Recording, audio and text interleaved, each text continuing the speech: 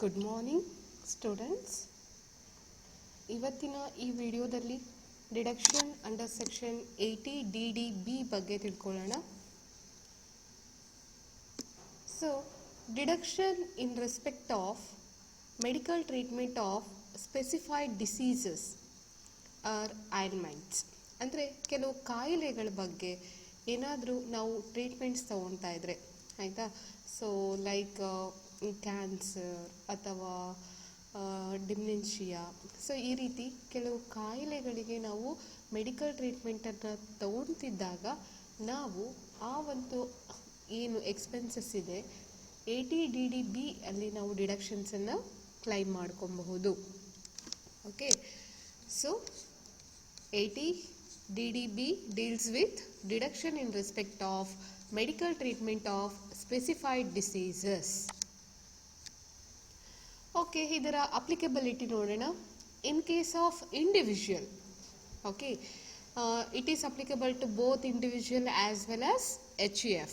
In case of individual, the medical expenses can be incurred on the medical treatment of the assessee or any of his dependent.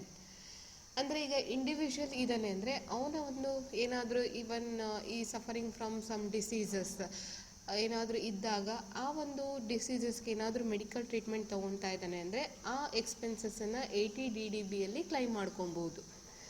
ಹಾಗೂ ಅವನ dependents ಕೂಡ claim ಮಾಡ್ಕೊಬೋದು. In case ಅವರ spouse ಅಥವಾ children ಅಥವಾ ಅವರ parents ಅಥವಾ brothers, sisters ಅಥವಾ any one dependent on him, so ಅವರೆಲ್ಲರೂ ಕೂಡ ಇನ್ಕ್ಲೂಡ್ ಆಗ್ತಾರೆ. ಅಂದರೆ ಈಗ ಫಾರ್ ಎಕ್ಸಾಂಪಲ್ ನಾನು ಟ್ಯಾಕ್ಸ್ ಪೇಯರ್ ಅಂದ್ಕೊಳ್ಳಿ, ನನ್ನ ಹಸ್ಬೆಂಡಿಗೆ ಅಥವಾ ನನ್ನ ಪೇರೆಂಟ್ಸಿಗೆ, ಬ್ರದರ್ಗೆ, ಸಿಸ್ಟರ್ಸ್ಗೆ ಯಾವುದೇ ರೀತಿ ಮೆಡಿಕಲ್ ಟ್ರೀಟ್ಮೆಂಟ್ ಕೊಡಿಸ್ತಿದ್ರೆ ಸೊ ಆ ಒಂದು ಅಮೌಂಟನ್ನು ನಾನಿಲ್ಲಿ ಕ್ಲೈಮ್ ಮಾಡ್ಕೊಬಹುದು.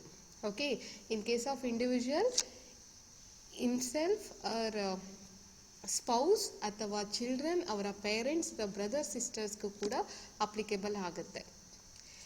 ಇನ್ case of HUF, so HUF ಅಲ್ಲಿ any member of the family, okay, karta head of the family ಇರ್ತಾನೆ, ಹಾಗೆ ಅವನ ಮಕ್ಕಳು, ಮೊಮ್ಮಕ್ಕಳು, ಮರಿಮಕ್ಕಳು, ಈ ರೀತಿ ಅವ್ರದ್ದೊಂದು ಫ್ಯಾಮಿಲಿ ಇರುತ್ತೆ. ಸೊ ಫ್ಯಾಮಿಲಿಯಲ್ಲಿ ಯಾವುದೇ ವ್ಯಕ್ತಿಗೆ ಈ ರೀತಿ ಮೆಡಿಕಲ್ ಟ್ರೀಟ್ಮೆಂಟ್ ಡಿಸೀಸಸ್ಗೆ ಸಂಬಂಧಪಟ್ಟಂತೆ ಮೆಡಿಕಲ್ ಟ್ರೀಟ್ಮೆಂಟ್ ಕೊಡಿಸ್ತಿದ್ರೆ ಆ ಒಂದು ಅಮೌಂಟನ್ನು 80 DDB ಡಿಡಕ್ಷನ್ಸಲ್ಲಿ ಕ್ಲೈಮ್ ಮಾಡ್ಕೊಬಹುದು. ಓಕೆ, ಅಪ್ಲಿಕಬಿಲಿಟಿ ಅರ್ಥ ಆಗಿದೆ ಅಲ್ಲ. It is applicable to individual as well as HUF. Individual ಅಂದರೆ ಅವನಿಗೆ ಮತ್ತು ಅವನ ಮೇಲೆ ಡಿಪೆಂಡೆಂಟ್ ಆಗಿರುವಂತಹವರಿಗೂ ಕೂಡ ಅನ್ವಯಿಸುತ್ತೆ. ಯಾರ್ಯಾರು ಡಿಪೆಂಡೆಂಟ್ಸ್ ಅಂದರೆ spouse, children, parents, brother, sisters R any of them. Okay, ಮತ್ತು HUF ಅಲ್ಲಿ any member of the family ಎಲ್ಲರಿಗೂ ಕೂಡ ಅನ್ವಯಿಸುತ್ತೆ. ನೆಕ್ಸ್ಟ್, ಯಾವುದಪ್ಪ ಅದು ಸ್ಪೆಸಿಫೈಡ್ ಡಿಸೀಸಸ್? ಯಾವ್ಯಾವ ಡಿಸೀಸಸ್ಗೆ ಮೆಡಿಕಲ್ ಟ್ರೀಟ್ಮೆಂಟ್ ತೊಗೊಂಡ್ರೆ ನಾವು 80 DDBಯಲ್ಲಿ ಡಿಡಕ್ಷನ್ಸನ್ನು ಕ್ಲೈಮ್ ಮಾಡ್ಬೋದು ಅಂದರೆ, ಸೊ ಇಲ್ಲಿ ಕೊಟ್ಟಿದ್ದಾರೆ ನೋಡಿ, neurological diseases, okay, which is identified by the specialist, ಅಂದರೆ ಡಾಕ್ಟರಿಂದ ಐಡೆಂಟಿಫೈ ಆಗಿರಬೇಕು ಮತ್ತು ಸರ್ಟಿಫೈಡ್ ಕೂಡ ಆಗಿರಬೇಕು.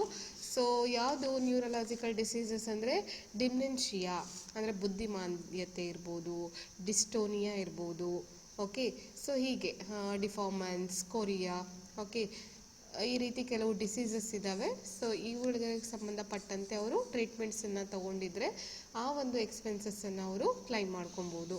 ಆ್ಯಂಡ್ ಕ್ಯಾನ್ಸರ್, ಓಕೆ, ಮಾರಕವಾದಂಥ ಒಂದು ಕ್ಯಾನ್ಸರ್ ಇದ್ದರೂ ಕೂಡ ಅದಕ್ಕೆ ಅವರು ರೆಗ್ಯುಲರ್ ಟ್ರೀಟ್ಮೆಂಟ್ ತೊಗೊಳ್ತಾ ಇರ್ತಾರೆ. ಅಥವಾ AIDS, okay, chronic renal failures and haematological disorders. So ಈ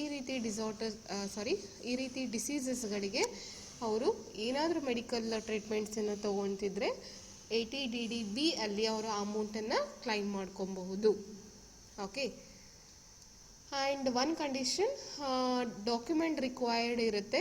ಏನು ಡಾಕ್ಯುಮೆಂಟ್ ಅಂದರೆ ಯಾರು ಡಾಕ್ಟರ್ಸ್ ಇದ್ದಾರೆ, ಡಾಕ್ಟರ್ ಕಡೆಯಿಂದ ಒಂದು ಸರ್ಟಿಫಿಕೇಟ್ಸ್ ಅವರು ತರಬೇಕಾಗತ್ತೆ. Okay, she or he suffering from this ಅಥವಾ ಟೇಕಿಂಗ್ ಟ್ರೀಟ್ಮೆಂಟ್ ಫಾರ್ ದಿಸ್ ಅಂತ ಒಂದು ಸರ್ಟಿಫಿಕೇಟನ್ನು ತೊಗೊಂಡಿರಬೇಕಾಗತ್ತೆ. So next, deduction limit. This is very important while calculating tax. So deductions ಮಾಡಬೇಕಾದ್ರೆ ನಿಮಗೆ ಇದು ಇಂಪಾರ್ಟೆಂಟ್.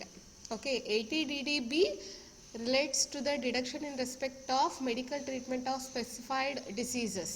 ಓಕೆ, ಅದರಲ್ಲಿ ಯಾರ್ಯಾರಿಗೆಲ್ಲ ಅನ್ವಯಿಸುತ್ತೆ ಅಂತ ಗೊತ್ತಾಯಿತು, ಮತ್ತು ಯಾವ್ದ್ಯಾವ್ದು ಡಿಸೀಸಸ್ ಇದೆ ಅಂತಲೂ ಗೊತ್ತಾಯಿತು. ಓಕೆ, ಹಾಗಿದ್ರೆ what is the amount for deduction? ಅವ್ರಿಗೆ ಎಷ್ಟು ಎಕ್ಸ್ಪೆನ್ಸಸ್ ಆಗಿದೆ ಅಷ್ಟು ತೊಗೊಳ್ಳೋದಾ, ಅಥವಾ ಅದಕ್ಕೇನಾದರೂ ಒಂದು ಅಕಾರ್ಡಿಂಗ್ ಟು ಆ್ಯಕ್ಟ್ ಏನಾದರೂ ಒಂದು ಸ್ಪೆಸಿಫೈಡ್ ಲಿಮಿಟ್ ಇದೆಯಾ ಅಂತ ನೋಡೋಣ.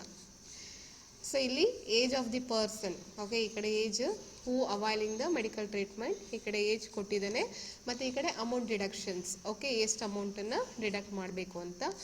Okay, age less than 60 years. Okay, ಈಗ ಬುದ್ಧಿಮಾಂದ್ಯತೆ ಒಂದು 40-30 ವರ್ಷದ ಒಳಗಿದ್ರೆ, ಅಂದರೆ ಲೆಸ್ ದ್ಯಾನ್ 60 ಇಯರ್ಸ್, ಅವರಿಗೆ 40,000 or actual expenses whichever is less. Sorry, ಇಲ್ಲಿ ಲೆಸ್ ಬಿಟ್ಟಿದೆ, ಅದೊಂದು ನೋಡ್ಕೊಳ್ಳಿ. Whichever is less. Okay, 40,000 ಅಥವಾ ಅವರ ಆ್ಯಕ್ಚುಯಲ್ ಎಕ್ಸ್ಪೆನ್ಸಸ್ ಆಗಿದೆ, ಅದರಲ್ಲಿ ಎಷ್ಟಿದೆ ಎರಡರಲ್ಲೂ ವಿಚ್ ಎವರ್ ಈಸ್ ಲೆಸ್. ಈಗ 40,000 ಅವ್ರು ಫಿಕ್ಸ್ಡ್ ಕೊಟ್ಟಿದ್ದಾರೆ, ಆ್ಯಕ್ಚುಯಲ್ ಎಕ್ಸ್ಪೆನ್ಸಸ್ ಈಗ 30,000 ಆಗಿದೆ ಅಂತ ಅಂದ್ಕೊಳ್ಳಿ. ಆಗ ಎಷ್ಟು ಅಮೌಂಟನ್ನು ತೊಗೊಬೇಕಾಗತ್ತೆ? 30,000 ತೊಗೋಬೇಕಾಗತ್ತೆ. ಇನ್ ಕೇಸ್ 40,000 ಅವರ ಆ್ಯಕ್ಚುಯಲ್ ಎಕ್ಸ್ಪೆನ್ಸಸ್ 50,000 ಆಗಿದೆ ಅಂದ್ಕೊಳ್ಳಿ, ಆಗ ಎಷ್ಟು ಅಮೌಂಟ್ ಡಿಡಕ್ಟ್ ತೊಗೊಬೇಕಾಗತ್ತೆ? 40,000 ತೊಗೊಬೇಕಾಗತ್ತೆ, because whichever is less. In case of senior citizen, the age 60 years and above, 60 ವರ್ಷ ಹಾಗೂ ಅದಕ್ಕಿಂತ ಮೇಲ್ಪಟ್ಟವರಿದ್ದರೆ, ಓಕೆ, ಅಪ್ ಟು 80 ಇಯರ್ಸ್, ಯಾಕಂದರೆ ಇಲ್ಲಿ ವೆರಿ ಸೀನಿಯರ್ ಸಿಟಿಸನ್ ಕೊಟ್ಟಿದ್ದಾರೆ. But above 60 years there is no ಏನು ಅಮೌಂಟ್ ಏನು ಚೇಂಜ್ ಇಲ್ಲ. ನಾನು ಅದನ್ನು ರೀತಿ ಡಿವೈಡ್ ಮಾಡಿದೆ ಅಷ್ಟೇ, ಎಬೋ 60 ಇಯರ್ಸ್, ಎಬೋ 80 ಇಯರ್ಸ್ ಅಂತ. ಒಂದು ನೆನ್ಪಿಟ್ಕೊಳ್ಳಿ, ಬಿಲೋ 60 ಇಯರ್ಸ್ ಇದ್ದರೆ 40,000 or actual expenses whichever is less. 60 years and above ಇದ್ದರೆ 1 lakh ಅಥವಾ actual expenses whichever is less. Okay, 80DDB medical treatment for specified diseases, ಅದು ನೆನಪಾದ ಕೂಡಲೇ ಅಮೌಂಟ್ ಡಿಡಕ್ಷನ್ ಬಂದು below 60 40,000, above 60 1 lakh, and actual expenses whichever is less should be considered. Okay, ಇದನ್ನು ಒಂದು 2-3 ಸಲ ಓದ್ಕೊಳ್ಳಿ, ನಿಮಗೆ ನೀಟಾಗಿ ಅರ್ಥ ಆಗುತ್ತೆ. Thank you.